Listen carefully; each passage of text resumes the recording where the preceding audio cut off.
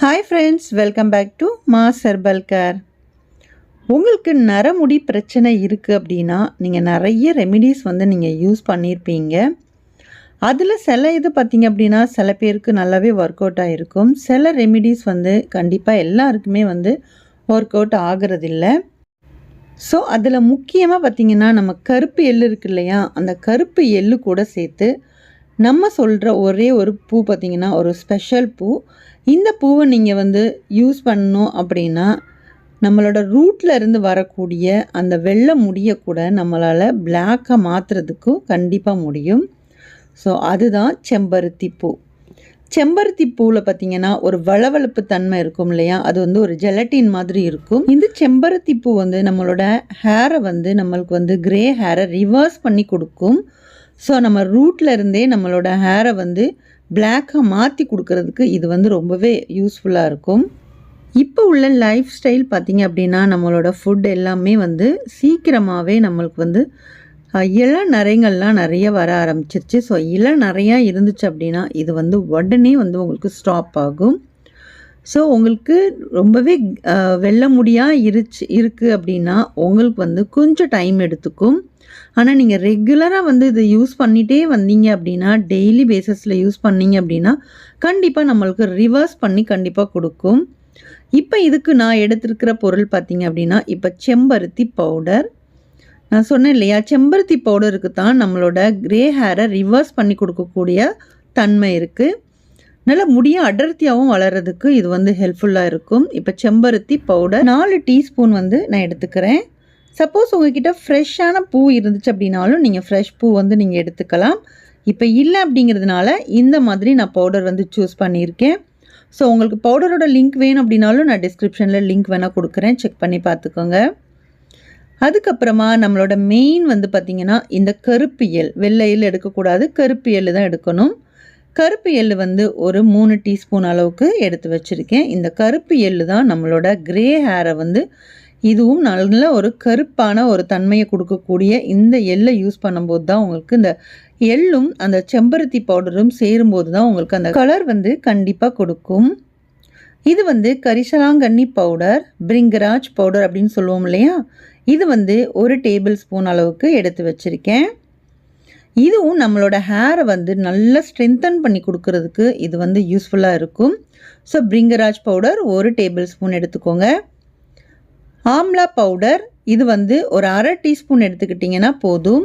இதுவுமே நம்மளோட ஹேரை நல்லா கருமையாக வச்சுக்கிறதுக்கு இது யூஸ்ஃபுல்லாக இருக்கும். அதே மாதிரி நம்மளுக்கு டேண்ட்ரஃப் இந்த மாதிரி எந்த ஒரு பிரச்சனையும் வராமல் இது பாதுகாக்கும். ஸோ இவ்வளோ தான் நம்மளுக்கு தேவையான பொருட்கள். இப்போ ஒரு கடாய் எடுத்து வச்சுக்கோங்க. இந்த மாதிரி இரும்பு கடாய் எடுத்துக்கோங்க. எப்பயுமே நான் சொல்கிறது தான், இரும்பு கடாய் தான் நம்மளுக்கு பெஸ்ட்டு. ஸோ இரும்பு கடாய் எடுத்து வச்சு ஆன் பண்ணியிருக்கேன். அதே மாதிரி ஈரம் எதுவும் இல்லாமல் கொஞ்சம் நேரம் அடுப்பை ஆன் பண்ணி வச்சுட்டு ஒரு 200 ml தேங்காய் எண்ணெய், அதுவும் செக்கில் ஆட்டின தேங்காய் எண்ணெய் யூஸ் பண்ணிக்கோங்க. அதுவும் நான் எப்பயுமே சொல்கிறது தான், எப்பயுமே சுத்தமான இந்த மாதிரி செக்கு எண்ணெய் யூஸ் பண்ணும்போது அதோட ரிசல்ட் உங்களுக்கு நல்லாவே கிடைக்கும். இப்போ எண்ணெய் சூடாயிருச்சு. இப்போ இந்த டைமில் நம்ம செம்பருத்தி பவுடரை நம்ம சேர்த்துக்கலாம். அடுப்பையும் கொஞ்சம் சிம் பண்ணி வச்சுக்கோங்க எப்பயுமே.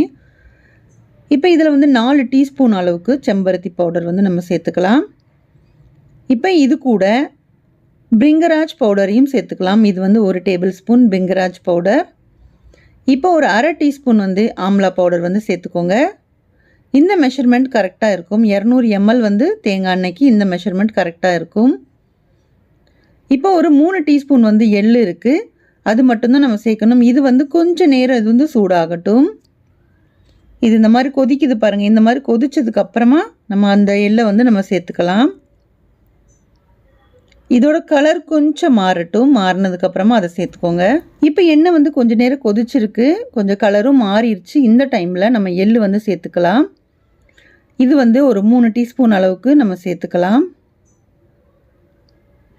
நல்லா ஃபுல்லாக நிறச்சி சேர்க்குறீங்க அப்படின்னா ஒரு 3 டீஸ்பூன் அளவுக்கு நல்லாவே சேர்த்துக்கோங்க. தாராளமாக சேர்த்துட்டு நல்லா மிக்ஸ் பண்ணி விட்டுருங்க. மிக்ஸ் பண்ணிவிட்டு இது அந்த எண்ணெயில் லைட்டாக வெடிக்கிற மாதிரி இருக்கும். மறுபடியும் நம்ம சிம் பண்ணி வச்சுட்டு ஒரு 2 நிமிஷம் போல் அந்த எண்ணெயை அந்த மாதிரி சிம்லேயே வச்சுருவோம். நம்ம கொஞ்சம் நேரம் வச்சுட்டோம் அப்படின்னா அந்த கலர் நல்லா மாறி வரும்.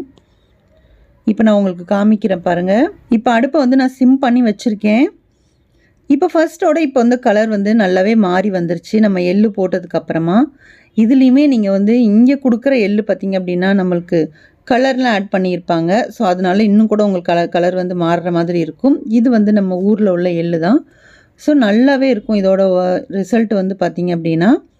இப்போ நான் அடுப்பை வந்து நான் ஆஃப் பண்ணிட்டேன். ஆஃப் பண்ணிவிட்டு இதுக்கு ஒரு மூடி எதுவுமே நீங்கள் போட்டுறக்கூடாது. ஏன்னா அதில் உள்ள ஆவி வந்து உங்களுக்கு தண்ணி வந்து பாயில் தண்ணி மாதிரி வந்துருச்சு அப்படின்னா அதில் வந்து ஆயில் வந்து சீக்கிரமாக கெட்டு போயிடும். ஸோ அதனால் எப்பயுமே வந்து மூடி வச்சிடாதீங்க.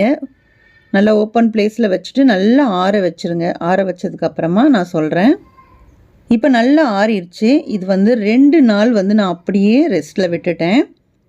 ஸோ 2 நாளைக்கு அப்புறம் தான் நீங்கள் வந்து இதை வடிகட்டியே வந்து வைக்கணும். நீங்கள் உடனே வடிகட்டி வைக்கக்கூடாது. அந்த 2 நாள் அந்த எள்ளுலேயே வந்து அந்த எண்ணெய் வந்து நல்லா ஊறிட்டு இருக்கணும். இப்போ பார்த்தீங்கன்னா 2 நாள் ஆயிடுச்சு. 2 நாள் இல்லைன்னா 3 நாள் கூட நீங்கள் வச்சுக்கோங்க. ஒன்றும் பிரச்சனை கிடையாது. இப்போ ஒரு வடிகட்டி வச்சு இந்த மாதிரி எண்ணெயை வடிகட்டி எடுத்துக்கலாம். இப்போ அந்த கலர் பார்த்தீங்கன்னா உங்களுக்கு நல்லாவே தெரியும். நல்லா மாறி வந்திருக்கு.